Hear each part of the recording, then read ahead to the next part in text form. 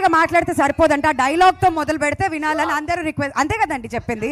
అదే అదే అదే అదే చెప్పారు.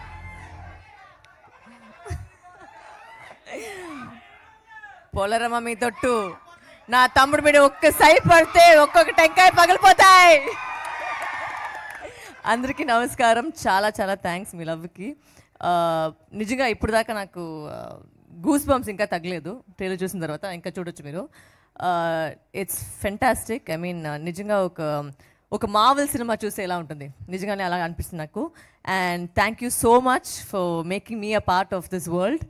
అండ్ ఐ థింక్ హనుమాన్ అనేది వచ్చి మనకు అందరికీ ఒక ఫస్ట్ సూపర్ హీరో లాగా.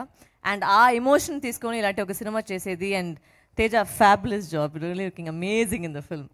And thank you Niranjan sir for ఇంత పెద్ద సినిమాని బిలీవ్ చేసుకొని దీంట్లో నమ్మకం పెట్టేసి తీశారు. అండ్ ఎక్కడికి వచ్చి ఒక కాంప్రమైజే లేదు.